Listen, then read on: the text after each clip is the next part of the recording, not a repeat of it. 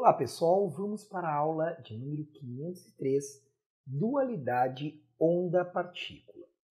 Bom, como é que funciona essa tal de dualidade onda-partícula? Lá na ondulatória clássica, quando se discutia a natureza, a ótica física, discutia-se se a luz era uma onda ou se era uma partícula. Nós vimos essa discussão, inclusive, lá nas aulas de ondulatória. Pois bem, na época, o Isaac Newton era um defensor que a luz era uma partícula, como se fosse uma bolinha. E alguns, como o Huygens, o Young, o Robert Hooke, esses caras defendiam que a luz era uma onda. Tinha uma briga. Alguns defendiam que luz era onda, outros que luz era partícula. Na época do Isaac Newton, foi feita, lá no século XVII, foi feito um experimento que acabou com a discussão. Acabou com a discussão, pois o Young, Thomas Young, fez um experimento da fenda dupla com a luz. E a luz sofreu o quê? Difração e interferência. E aí nós tivemos franjas claras e escuras. Nós já vimos isso aí na ótica e na ondulatória. Bom, Isaac Newton teve que engolir essa e aceitar que luz era onda. Então, para o século mecânica clássica, luz era onda e ninguém mais discutiu isso. O detalhe, como eu mostrei para vocês, é que em 1900, o que aconteceu? Em 1900, o Max Planck explicou alguns fenômenos que não eram explicados com a ondulatória clássica. Entre eles, radiação de corpo negro, e depois veio o Einstein em 1905. O que o Einstein fez? Efeito fotoelétrico, explicou o efeito fotoelétrico. Por que a radiação de corpo negro e o efeito fotoelétrico não eram explicados via teoria ondulatória? Porque não dá para explicar. Porque justamente em alguns fenômenos da física, a radiação, a luz, ela se comporta não como onda, mas sim como partícula. Nós chamamos essas partículas de fótons, de quantum de energia. Só que tinha uma questão, e aí tem a ver com a nossa aula, tinha uma questão que não estava sendo respondida. Pô, se tu tá me dizendo que luz se comporta como uma bolinha, que essa era a briga, e agora a luz tem caráter tanto de onda, porque não, a luz continua difratando, mas a luz se comporta como uma partícula, como uma bolinha no efeito fotoelétrico. Vem uma bolinha, bate e arranca o elétron de uma chapa. Se a luz tem comportamento de partícula, é necessário a caracterização de uma grandeza que essa sim é a grande característica de partícula. Que grandeza é essa? Quantidade de movimento. Então, a tarefa não foi fácil. A tarefa não foi fácil. E o Louis de Broglie, um cientista aí do século XX, Louis de Broglie, ele, na verdade, foi quem solucionou esse problema. O de Broglie, ele então conseguiu desenvolver uma expressão matemática para a quantidade de movimento, ou seja, o momento linear do fóton. E aqui, pessoal, muito cuidado. A quantidade de movimento que vocês sabem calcular, que é a massa vezes a velocidade, essa expressão aqui ela só vale para partículas que possuem massa. Então, a quantidade de movimento, massa... Então, essa aqui é a quantidade de movimento clássica, lá de Isaac Newton.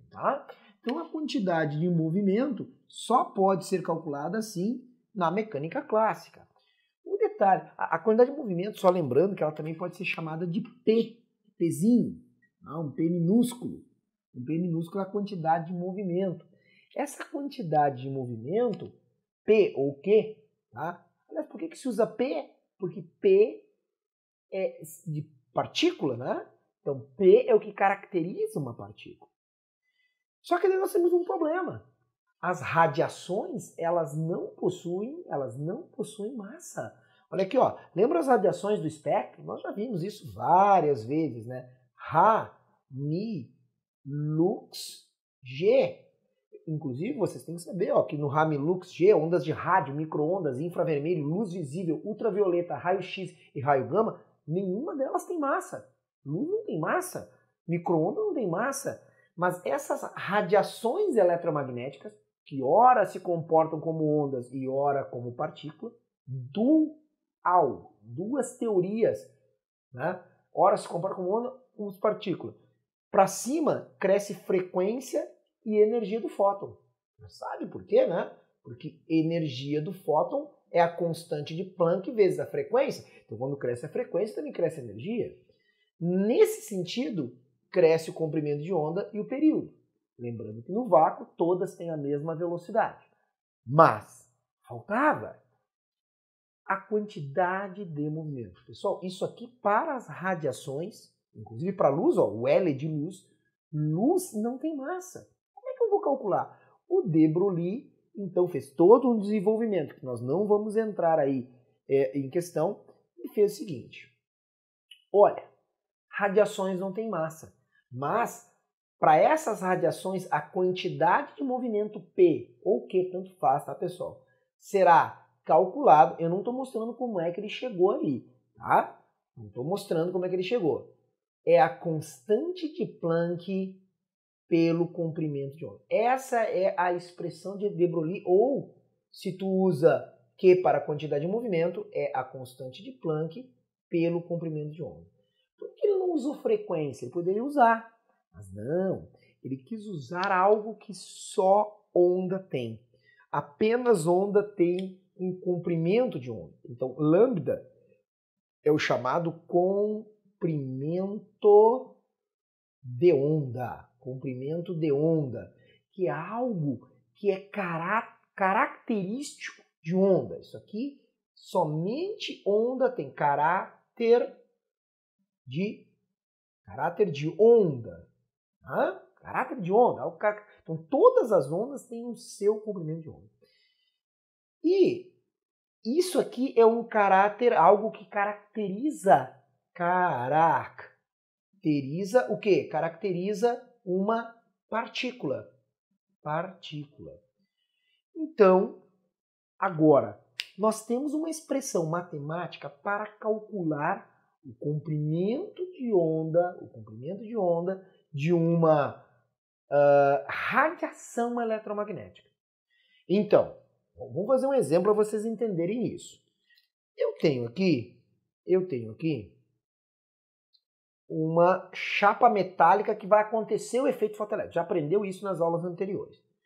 Aí eu tenho aqui o quê? Um fóton incidente. Esse fóton, vamos supor que ele tenha energia acima da função trabalho desse material e consegue arrancar elétrons. Cada um fóton arranca um elétron. Tá? E eu venho aqui e te dou que o comprimento de onda desse fóton é de 600 nanômetros.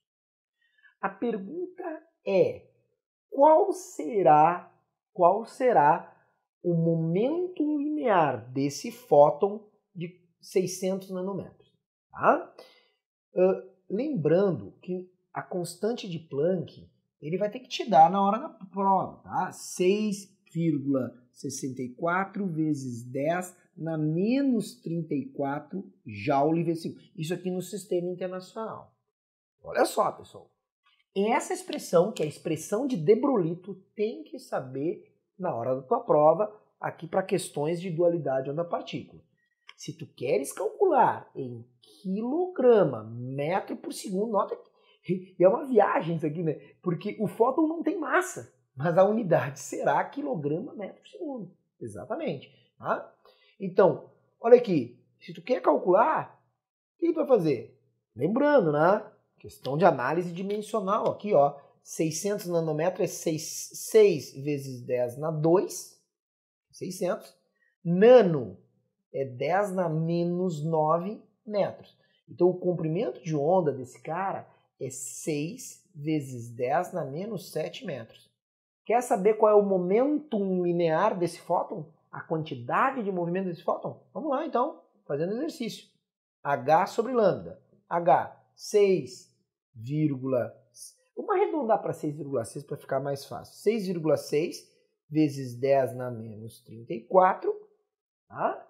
Joule vezes segundo, sistema internacional, sobre os 6 vezes 10 na menos 7 metros. Tudo sistema internacional. 6 por 6 é 1. Então, 6,6 por 6 é 1,1. 10 na menos 34 vezes 10 na menos 7 é 10 na menos 34 menos 7. Ou seja, menos 34 mais 7. Então, isso aqui vai dar menos 27 quilograma vezes metro por segundo. Geralmente não é cálculo. Geralmente o que o elaborador da prova te pede?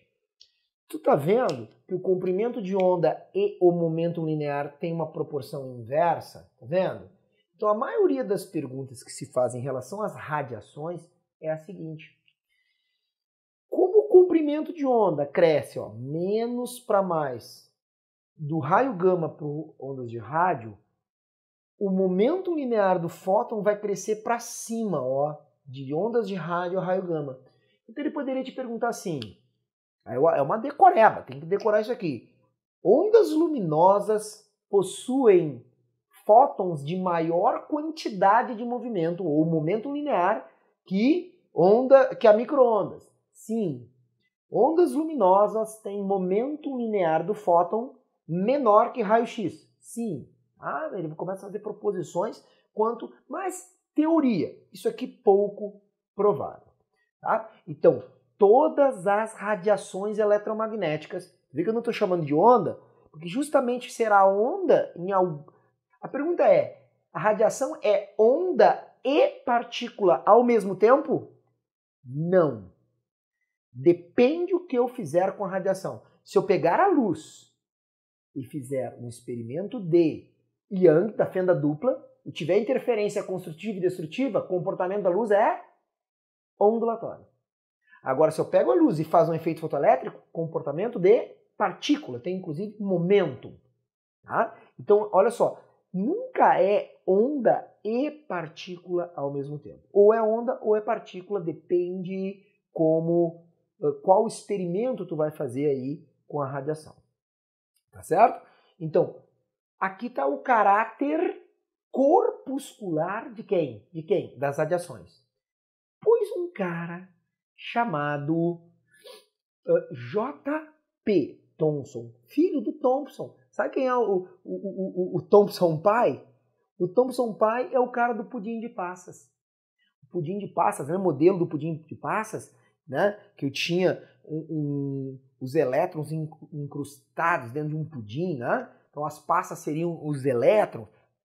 Esse é o Thomson pai. Disse que o elétron era como se fossem umas partículas, não, umas passas dentro. Pois o filho do Thomson se perguntou o seguinte: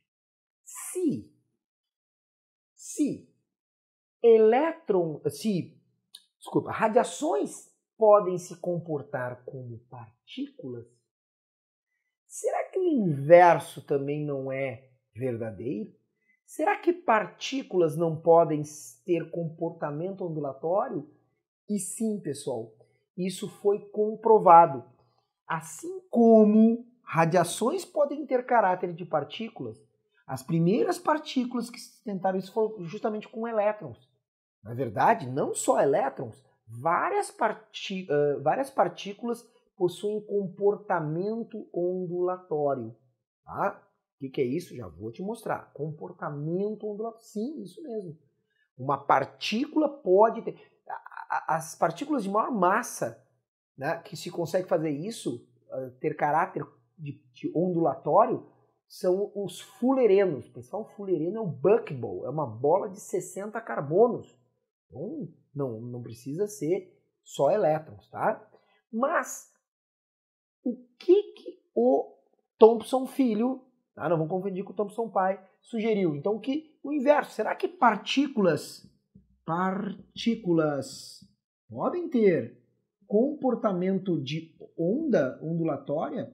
E a resposta foi sim.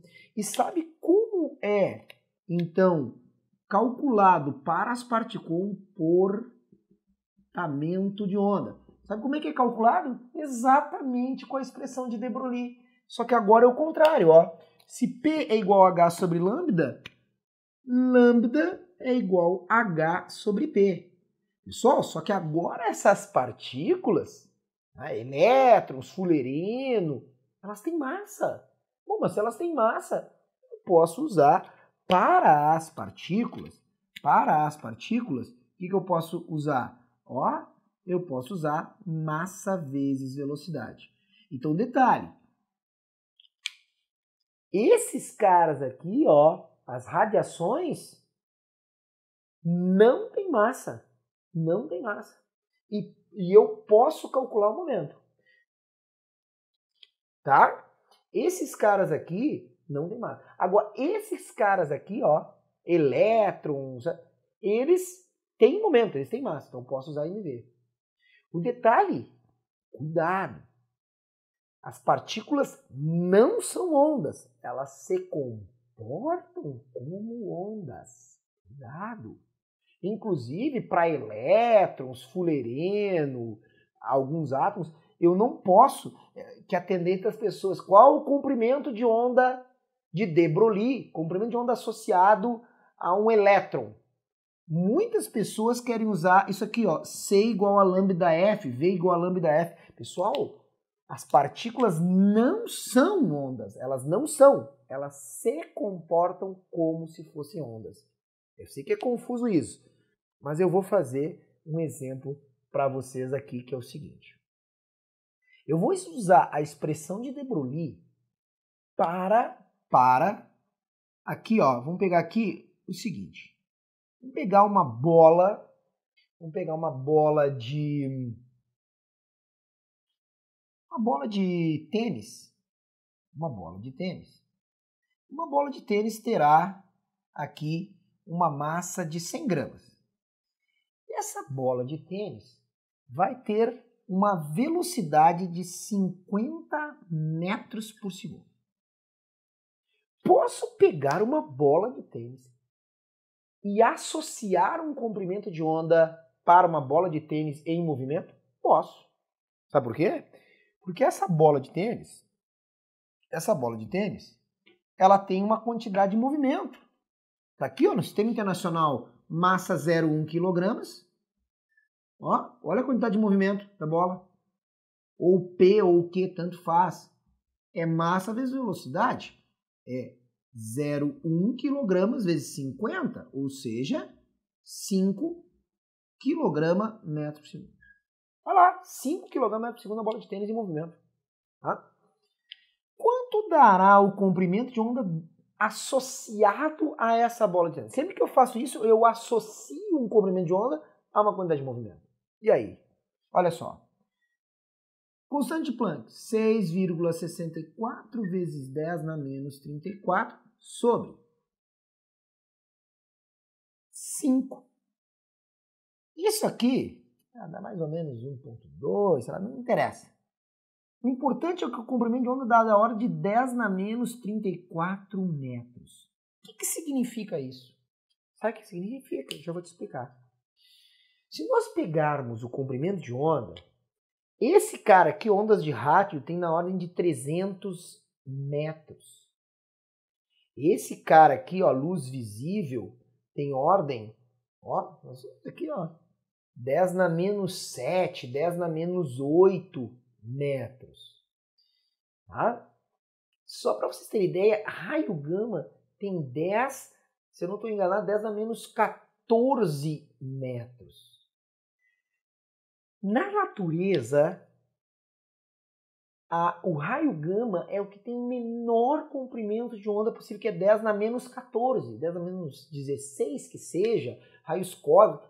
Olha só, vamos exagerar, 10 na menos 16, é por aí, tá? Não estou errando muito, teria que pegar uma tabela para ver.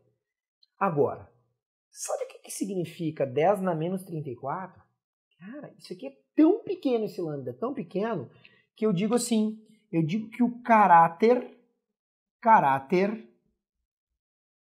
de onda, ondulatório, existe caráter de onda, eu até posso associar, mas o caráter de onda é desprezível. Ou seja, nessas condições, uma bola de tênis, eu até posso associar um lambda para a bola de tênis, mas não significa nada, não tem caráter ondulatório. Mas agora, vou apagar aqui, tá? Vou apagar aqui, preciso de um espacinho. Vamos pegar um elétron, vamos acelerar esse elétron. Vamos pegar esse elétron, tá? Massa do elétron, 9,1 vezes 10 na menos 31. Olha, posso estar enganando isso. 9,1 está certo. Vezes 10 na menos 31 kg. Essa é a massa de um elétron. Elétron tem massa, tá aqui. É uma massa muito pequena. Não confundam com massa atômica. Massa atômica elétron não tem, ela é desprezível. Mas ela existe. Massa do elétron tem massa.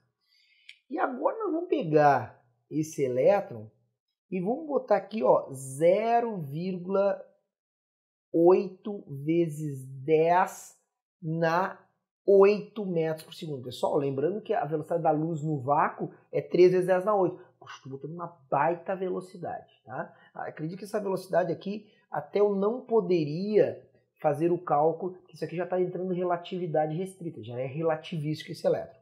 Mas vamos considerar ele um elétron não relativístico. Quando eu fizer essa conta aqui da quantidade de movimento, massa vezes velocidade, onde é que eu quero chegar? O que importa é onde eu quero chegar. Presta atenção.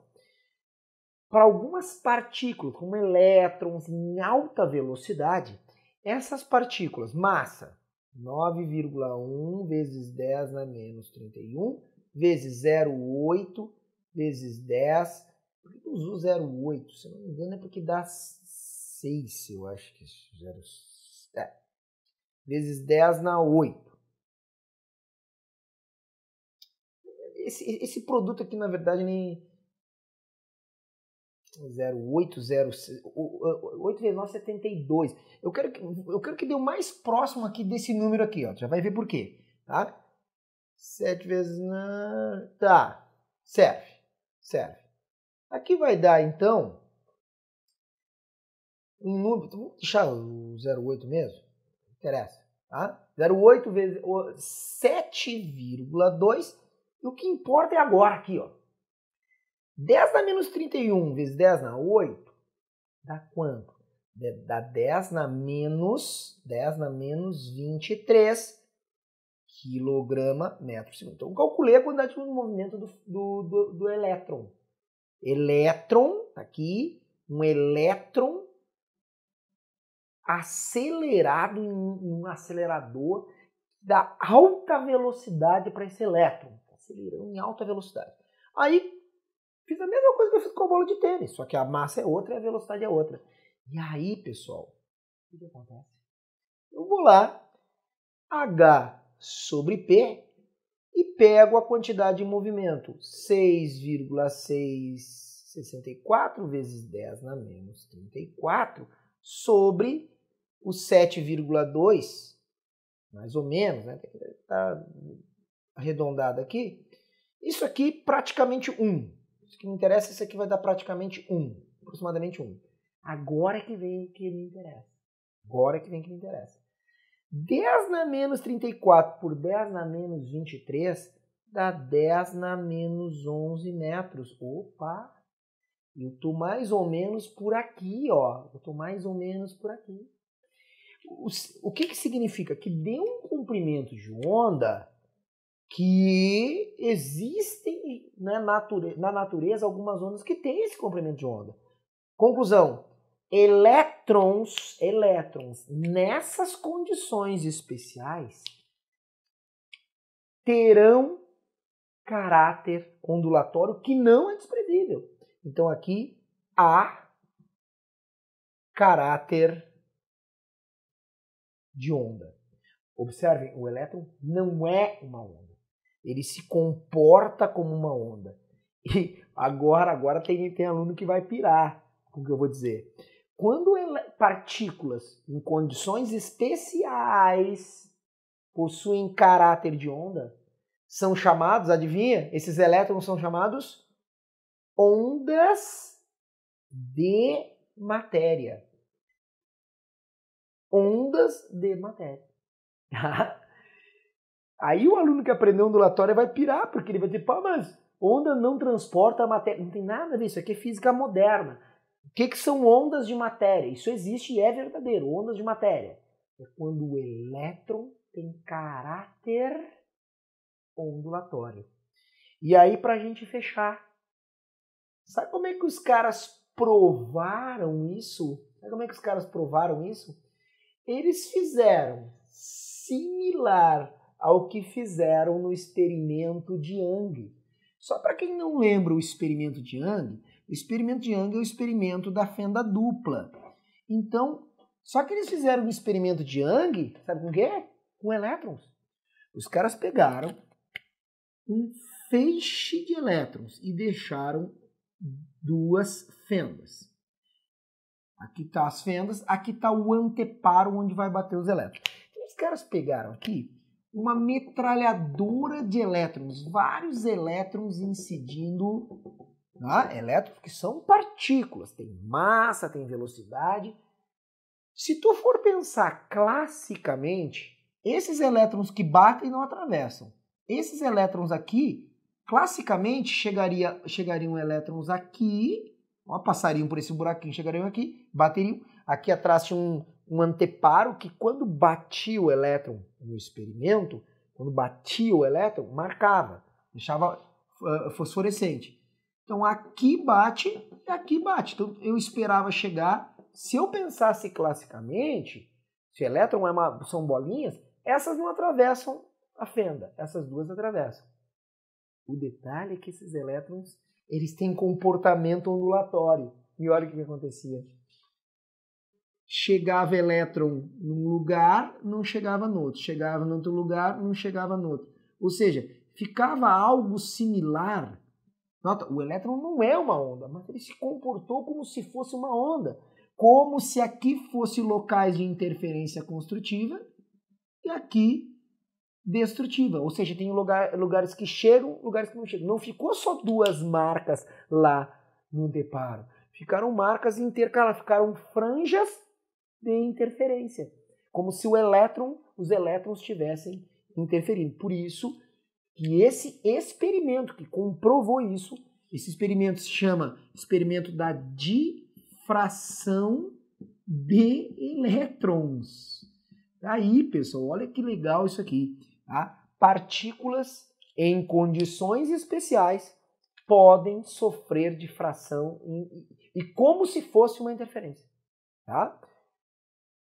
Então tá aí, é o experimento, como se fosse o experimento de Young, mas não para ondas, para partículas. Tá beleza? Então o que tu tem que basicamente saber, pessoal, tá aqui, ó.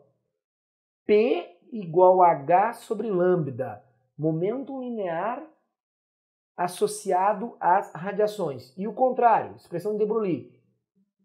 H sobre P, só que para partículas é mv. Massa vezes velocidade, porque agora aqui a radiação não tem massa, mas tem momento. Aqui tem massa, não é uma onda, mas pode ter comportamento de onda. Tá bom? Então nessa aula aí nós vimos a dualidade onda-partícula. Nós vimos que radiações, Ramilux, inclusive luz, pode ter caráter de onda ou de partícula. Os elétrons também. Os elétrons podem ter caráter de partícula quando? Quando eu faço um processo de eletrização, quando eu pego elétrons lá na corrente elétrica, o caráter do elétron é de partícula. Mas em situações especiais, o elétron tem caráter ondulatório. Por isso, dualidade onda-partícula. Tá bom? Até a nossa próxima aula. Aquele abraço e tchau!